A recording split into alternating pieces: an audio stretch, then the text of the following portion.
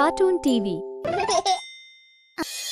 एक समय की बात है, कृष्णपुर नाम के राज्य में मिथिलेश रोज अपने नाई के औजारों का डिब्बा लेकर निकलता और गांव के एक पेड़ के पास बैठ जाता, जहां लोग उससे बाल कटवाने आते थे।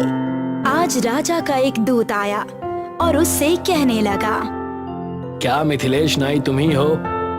हाँ भैया, मैं ही हूँ। बताइए किस तरह के बाल काटने हैं? मुझे नहीं कटाने, महाराज ने आदेश दिया था कि राज्य में सबसे प्रसिद्ध नाई को लेकर आऊं। ये तो मेरा सौभाग्य है जो मेरी कला को पहचान मिल रही है। बताइए कब आना है महाराज से मिलने? अभी चलो, महाराज की दाढ़ी और बाल जो काटने हैं। जी चलिए, चलता हूँ। दूत मिथिलेश को राजा के कमरे तक ले गए। राजा इंद्रजीत अपने कक्ष में बैठे थे और दूत को आता देख वो उससे कहते हैं, तो यही है इस राज्य के सबसे होनहार नाई? जी महाराज, लोग तो यही कहते हैं। ये तो आपका बड़प्पन है महाराज, पर मैं अपनी कला पर बहुत भरोसा करता हूँ। आओ तब मेरे बाल और दाढ़ी काट दो, लेकिन याद रखना, एक राजा पूरे राज्य का प्रतिनिधि होता है और इस कारण उसका मुख एक राजा की भांति दिखना भी चाहिए। मैं ध्यान रखूंगा महाराज। मिथिलेश राजा के बाल काटने लगता है और साथ ही उनसे कई सारी बातें भी करता है। राजा को मिथिलेश की बातें और उसका काम दोनों ही बहुत पसंद आता है। वाह, बहुत बढ़िया। तुम तो सचमुच बहुत ही उत्तम दर्जे के नाई हो। अब हर 15 दिनों में तुम यहाँ आ जाना और मेरे बालों को काट जाना। जो आज्ञा महाराज। ऐसे ही मिथिलेश कुछ ही महीनों में राजा का चहीता हो गया और बाल काटने के साथ साथ वो दरबार में भी बैठने लगा। ये बात मंत्री अंशुमन को पसंद नहीं आई। आज वो दरबार में मिथिलेश नाई के लिए एक षड्यंत्र रच कर आया था। महाराज की जय हो। आओ अंशुमन, आज कौन सी नई बात लेकर आए हो मनोरंजन के लिए? जी, आज मैं एक बहुत ही खास सवाल लेकर आया हूँ। पूछो, सवाल क्या है? जी महाराज, पूछना ये चाहता था कि क्या आपकी दाढ़ी कोई छू सकता है, और यदि किसी ने छू ली तो उसके साथ क्या होगा? ये आप क्या कह रहे हैं? इसके लिए उसे कारागार में डाल दिया जाएगा। क्षमा करिएगा दूत जी, पर ऐसा एक व्यक्ति इस सभा में बैठा है, तो अब हम क्या करें महाराज? मैं आदेश देता हूँ कि उसे तुरंत कारागार में डाल दिया जाए। बताओ मंत्री, कौन है वो द्रोही? आपका नाई मिथिलेश। पर महाराज आदेश दे चुके हैं दूत, अब वो आदेश वापस नहीं ले सकते। मंत्री, तुमने तो इसे बड़ी ही गंभीर समस्या बना दी है। तुमने मुझे अपनी बातों में उलझाया है। मैंने ऐसा कुछ नहीं किया महाराज, एवं आपको भी हर आदेश से पहले थोड़ा सोच विचार करना चाहिए। महाराज काफी चिंतित हो जाते हैं। एक तरह उनकी पुष्टि न करने की गलती और दूसरी मंत्री को उलझा देने वाली बातें। महाराज, आप अपना आदेश वापस क्यों नहीं ले लेते? आप तो महाराज है ना? ये तुम क्या कह रहे हो? सोच लीजिए महाराज, ये आदेश आपके लिए जंजाल बन सकता है। क्या तुम महाराज को धमका रहे हो? नहीं नहीं नहीं महाराज, आपके राज्य का एक नागरिक होने के नाते मैं न्याय मांगता हूँ। तुम कहना क्या चाहते हो? महाराज, मतलब ये कि आप सिर्फ मुझे इस कर्म के लिए दंड दे रहे हैं। नाई होने के नाते वो मेरा काम था और आप मुझे छोड़ दें। मैं तो बस ये कह रहा हूँ कि और भी लोग हैं जिन्होंने यही अपराध किया है। कौन है वो? नाम बताया जाए। आपके 2 नाती। हमने देखा है कि कैसे वो आपकी गोद में चढ़कर आपके बालों और दाढ़ी से खेलते हैं। बहुत चतुर हो नाई, मान गए। तुम्हें कोई दंड नहीं मिलेगा। मैं तो बस जांच रहा था कि ऐसी परिस्थिति में तुम क्या करोगे। पर महाराज, परवर कुछ नहीं मंत्री, तुम्हारी इस हरकत को मैं खेल समझकर माफ कर देता हूँ, पर 1 महीने तक तुम इस दरबार में एक स्त्री की भांति आओगे। जैसा आप कहें महाराज, क्षमा कीजिएगा। और मिथिलेश, मैं तुम्हें 1000 स्वर्ण मुद्राएं तुम्हारी सूझबूझ के लिए तुम्हें भेंट करता हूँ। मिथिलेश सिर झुकाकर प्रणाम करता है। अब मंत्री को अपने बिना सिर पैर वाले षड्यंत्र के लिए सजा मिलती है और मिथिलेश की उपमा राजा की आंखों में बढ़ जाती है। पर मंत्री अंशुमन की जलन की आग और तेज धधक उठी। अपने भवन में आकर वो अपने पिता के पास चला गया। पिताजी, मैं उस नाई को छोड़ूंगा नहीं। आप तो पूर्व मंत्री रह चुके हैं पिछले राजा के कार्यकाल में। आप मेरी मदद कीजिए। परंतु आखिर बात क्या है? अंशुमन ने पूरी घटना अपने पिता घनश्याम को बता दी। उसके पिता बहुत क्रोधित हुए। तुम्हें उस नाई की वजह से एक स्त्री के रूप में जाना पड़ा। मेरे पास एक बहुत ही बढ़िया तरकीब है, ध्यान से सुनो। घनश्याम अपनी तरकीब अंशुमन के कानों में बताता है और अंशुमन की आंखें चमक उठती है।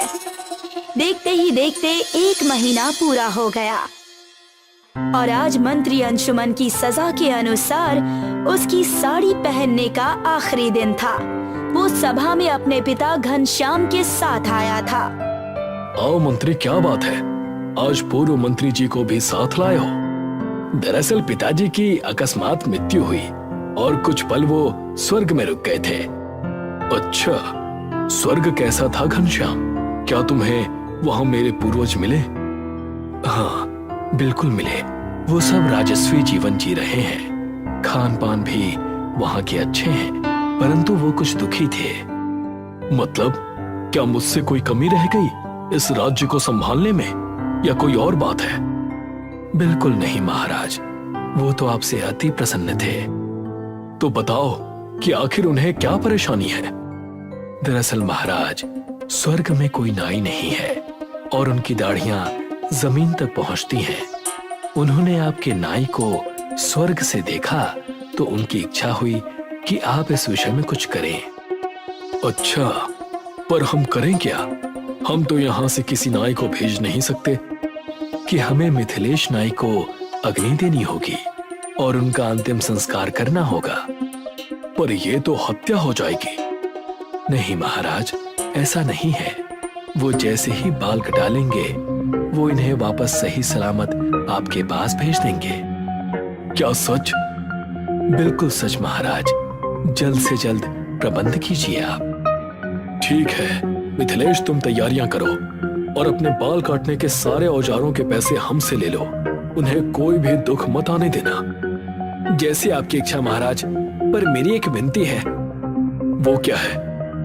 मुझे इसकी खबर अपने घर वालों को देनी है और उनके लिए अनाज की व्यवस्था भी करनी है, ताकि जब तक मैं स्वर्ग से ना लौटूं तब तक वो आराम से बिना किसी दिक्कत के और बिना मेरी चिंता के रह सकें। ठीक है, तुम्हें कितना समय चाहिए? 1 महीना महाराज। इतना समय उनके साथ बिताना है, फिर पता नहीं कब मौका मिले। ठीक है मिथिलेश, 1 महीने बाद भेंट होगी। देखते ही देखते 1 महीना बीत गया और सब के सब निश्चित किए गए जगह पर पहुंच गए, जहां एक भूसे और लकड़ी का ढेर था। सिर्फ अंशुमन और घनश्याम वहां मौजूद थे। अब तक महाराज और नाई आए नहीं। मुझे तो लगता है कि वो नाई भाग निकला तो भी अच्छा ही है, और अगर यहाँ आ गया तो उसकी शामत आ जाएगी। सही कहा पिताजी। तभी वहां राजा के साथ मिथिलेश नाई अपने औजारों का डिब्बा लिए आ रहा था। ये देखकर घनश्याम और अंशुमन चौंक गए। पूर्व मंत्री जी, ऐसे चौंक क्यों रहे हैं? नहीं भैया नहीं, बस सोच रहे थे कि अब तुमसे काफी दिनों बाद मुलाकात होगी। महाराज, अग्नि आप दे दीजिएगा। अब मैं इस भूसे में घुस जाता हूँ। मिथिलेश भूसे में घुस गया और महाराज ने कुछ ही देर में आग जला दी। पर आश्चर्य की बात ये थी कि किसी की आवाज ही नहीं आई और ऐसा लगा कि मानो सिर्फ भूसा जल रहा हो। लगता है तुम सही कह रहे थे घनश्याम। अब मिथिलेश स्वर्ग में मेरे पुरखों के बाल काट देगा। बिल्कुल महाराज, बड़े ही आनंद की बात है। महाराज बहुत ही खुश थे और साथ ही दोनों बाप बेटे भी, पर दोनों की खुशी का कारण अलग था। 3 महीने बीत गए पर अब तक नाई लौटा नहीं। राजा को चिंता होने लगी तो उन्होंने मंत्री और उसके पिता घनश्याम को बुलाया। महाराज की दाढ़ी और बाल काफी बढ़ गए थे क्योंकि अब वे किसी और नाई से बाल नहीं कटवा रहे थे। महाराज की जय हो, महाराज की जय हो। ये नाई अब तक लौटा क्यों नहीं? अब तक तो उसे लौटाना चाहिए था। हो सकता है कि उन्हें स्वर्ग कुछ ज्यादा ही रास आ गया हो महाराज। मैंने नाई के इंतजार में बाल नहीं कटाए, पता नहीं वो वहां क्या करने लगा। कोई बात नहीं महाराज, आप दूसरा नाई ढूंढ लीजिए। तभी दरबार में नाई आ गया। मिथिलेश को देखकर घनश्याम और अंशुमन हक्के बक्के रह गए। आओ मिथिलेश, मुझे तो लगा कि तुम्हारी आस में मैं बूढ़ा हो जाऊंगा। क्षमा कीजिएगा महाराज, पर आपके पुरखों ने मुझे वहां रोक ही लिया था। अच्छा, क्या हाल है वहां के? बताओ मिथिलेश। बहुत अच्छे हैं महाराज, उत्तम खाना, उत्तम बिस्तर। अब तो मैंने वहां सबको बाल भी काटना सिखा दिया है। अच्छा, हमें और बताओ स्वर्ग के बारे में। महाराज, वहां पर एक समस्या अवश्य थी। बताओ, क्या समस्या है उन्हें? मैं अभी ठीक किए देता हूँ। महाराज, दरअसल स्वर्ग के 2 मंत्रियों ने अभी हाल ही में धरती पर जन्म लिया है। उन्हें 2 चतुर और उनका मनोरंजन कर पाए ऐसे मंत्रियों की जरूरत है। उन्होंने पूर्व मंत्री घनश्याम की बहुत तारीफ की और उन्हें वापस स्वर्ग बुलाया है। अच्छा, और दूसरे मंत्री के लिए हम किसे भेजें? महाराज, उन्होंने स्वर्ग से अंशुमन जी को साड़ी पहने देखा और खूब हंसे। उन्होंने कहा कि इन्हें भी साथ भेज दीजिएगा आप। प्रबंध किया जाए, दोनों मंत्रियों को आज ही भेजा जाएगा। नहीं महाराज, हमें राज्य का कार्य भी तो देखना होगा। तुम उसकी चिंता ना करो, मैं और मिथिलेश सब देख लेंगे। और तुम्हारे परिवार में बस तुम दोनों ही हो तो रुकने की कोई आवश्यकता है ही नहीं। तो आज ही तुम दोनों को स्वर्ग के लिए रवाना किया जाएगा। नहीं महाराज, नहीं, ऐसा ना कीजिए महाराज। मेरी कोई गलती नहीं है, सारी गलती पिताजी की है। उन्होंने ही मुझे ये सुझाव दिया था। अरे, तुम बेटे हो या दुश्मन, मिथिलेश से छुटकारा पाने तुम ही आए थे ना मेरे पास। ये तुम दोनों अचानक क्या कहने लगे? महाराज, वो ये दोनों क्या बताएंगे? मैं बताता हूँ महाराज। दरअसल स्वर्ग का कोई रास्ता है ही नहीं और ना ही मैं कभी स्वर्ग में गया। इन्होंने षड्यंत्र रचा ताकि या तो मैं राज्य छोड़ दूं या फिर मारा जाऊं, लेकिन मैं भागा नहीं। 1 महीने के समय में भूसे की चिता के नीचे सुरंग खोद ली और वहां से भाग निकला। ये क्या नाटक लगा रखा है घनश्याम और अंशुमन? तुम दोनों को इसकी कड़ी सजा मिलेगी। मेरा और मेरे पुरखों का उपहास करने के लिए और मिथिलेश को मारने का षड्यंत्र रचने के लिए मैं तुम्हें आजीवन कारावास की सजा सुनाता हूँ। नहीं महाराज, नहीं महाराज। क्षमा महाराज, क्षमा। दोनों चिल्लाते रह गए, पर दोनों सैनिक उन दोनों को वहां से ले गए। मिथिलेश नाई की सूझबूझ ने राज्य से 2 भ्रष्ट व्यक्तियों को सजा दिलाई। चतुर नाई से खुश होकर राजा ने उसे कई रत्न और आभूषण दिए। इसके बाद से मिथिलेश राजा का एक बहुत बड़ा सहायक बन गया।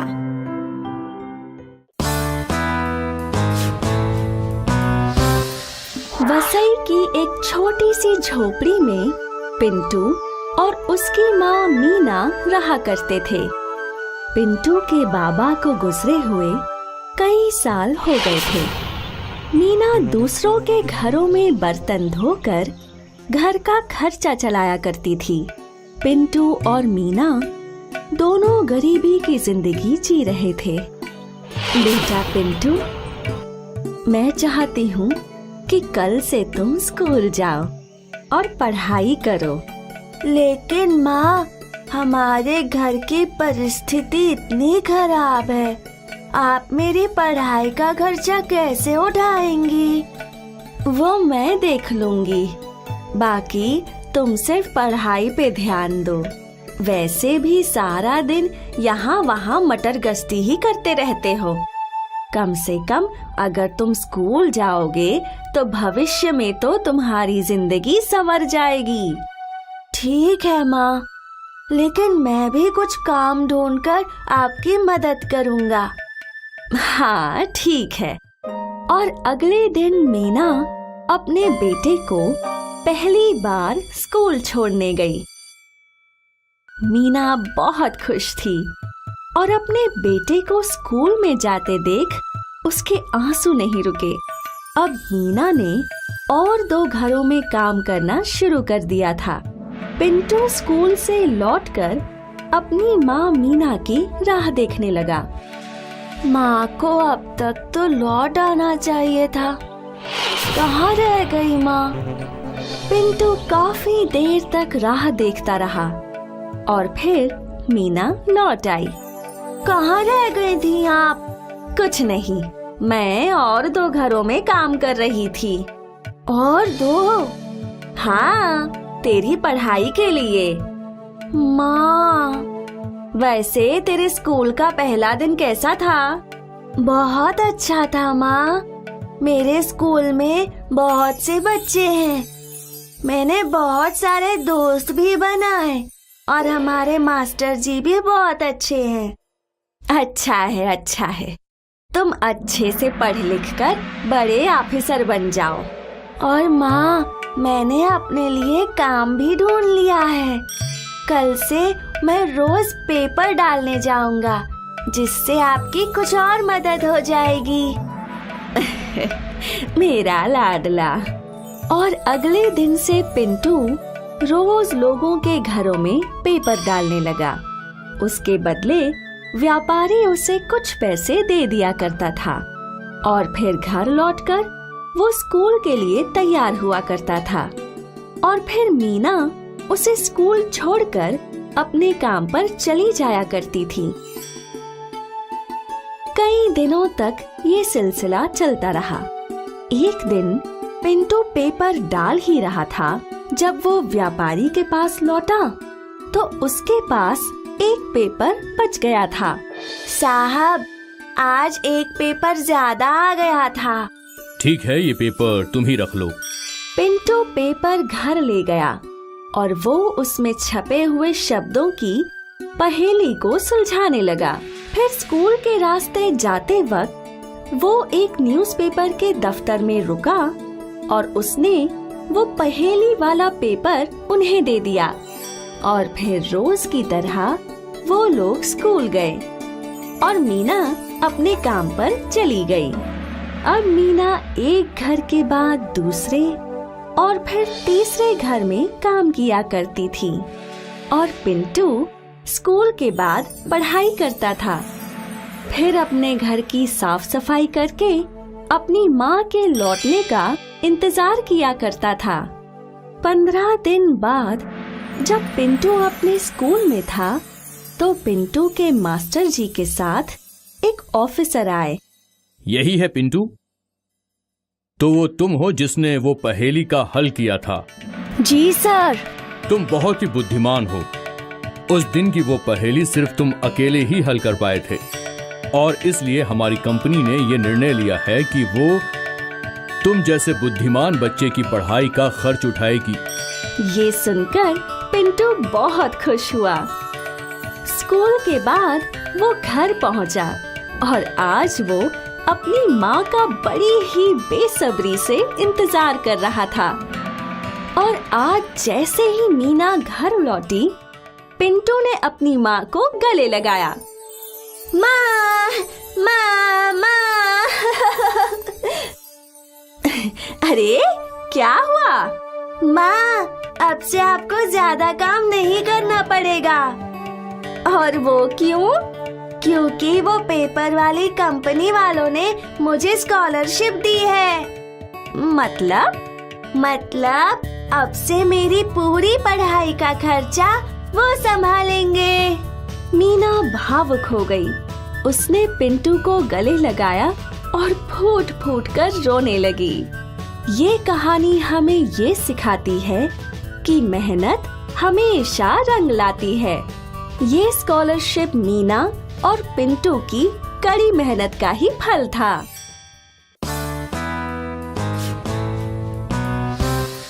सब्जी ले लो। ताजी ताजी सब्जी ले लो, लाल टमाटर, हरी खुशबूदार सब्जियां।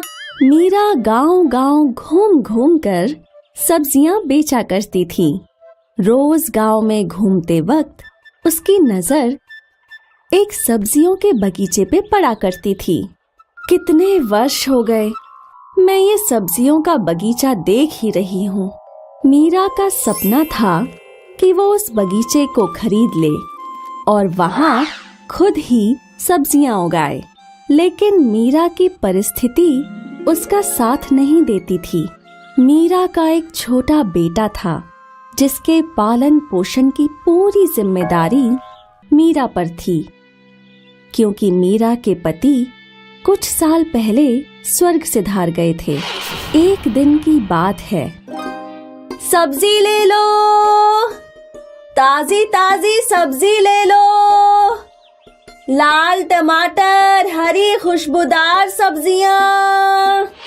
तभी सामने से विमला घी वाली आई। अरे ओ मीरा, क्या हाल चाल? सब बढ़िया, तुम बताओ तुम्हारे क्या हाल है? सब ठीक है। तुमने सुना कि वो सब्जियों के बगीचे का मालिक खरीदार ढूंढ रहा है? अगर मेरे पास पैसे होते ना तो मैं आज ही वो बगीचा खरीद लेती। मीरा को वो सब्जियों का बगीचा इतना पसंद था कि वो सीधे बगीचे के मालिक के पास पहुंची। सेठ जी, सुना है आप बगीचा बेचना चाहते हैं? हाँ, अब मैं बुढ़ा हो गया हूँ, बागीचे की देखभाल नहीं कर पाता हूँ, तो इसलिए बेच रहा हूँ। क्या तुम खरीदना चाहती हो? हाँ सेठ जी, पर पता नहीं मैं खरीद पाऊंगी या नहीं। आप इसे कितने में बेचना चाहते हैं? मुझे इसके 500 सिक्के चाहिए। अरे बाप रे, मेरे पास तो सिर्फ 200 सिक्के हैं। 200 सिक्के बहुत कम है। मैं 400 सिक्के के नीचे नहीं बेचूंगा। सेठ जी, अगर मैं आपको अभी ये 200 सिक्के दे दूं और अगले 4 महीने तक हर महीने 50-50 सिक्के दूं, तो क्या आप मुझे ये बगीचा बेच देंगे? सेठ जी ने सोचा। ठीक है, अगले 4 महीने तक तुम्हें मुझे 50-50 सिक्के देने होंगे। मीरा बहुत खुश थी कि जल्द ही उसे उसके सपनों का बगीचा मिलेगा।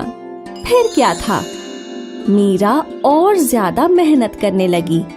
उसने रोज ज्यादा सब्जियां खरीदकर बेचना शुरू किया, जिससे उसे ज्यादा पैसे मिलने लगे। रोज मीरा पाई पाई जोड़ने लगी। अब शाम के समय मीरा गांव में घूम घूम कर फरसान भी बेचा करती थी। 1 महीने बाद मीरा ने सेठ जी को 50 सिक्के दिए। मीरा बहुत खुश थी। मीरा ने अपनी मेहनत जारी रखी और वो सुबह सब्जियां और शाम में फरसान बेचा करती थी। देखते ही देखते मीरा ने अगले 4 महीने में सेठ जी को सारे पैसे दे दिए। बहुत बढ़िया मीरा, अब ये बागीचा तुम्हारा हुआ, इसका अच्छे से ख्याल रखना। मीरा ने अपना बगीचा खरीदने का सपना पूरा कर लिया। अब मीरा अपने खुद के बगीचे में सब्जियां उगाया करती थी और दूसरे सब्जी वाले उससे सब्जियां खरीदा करते थे। मीरा के परिश्रम ने उसकी जिंदगी बेहतर बनाई। उसका बेटा भी अब अच्छे स्कूल में पढ़ने लगा और मीरा की जिंदगी सुखद हो गई। इसलिए कहते हैं, मेहनत करने वालों की हार नहीं होती। दोस्तों, कार्टून टीवी को लाइक, शेयर और सब्सक्राइब करें।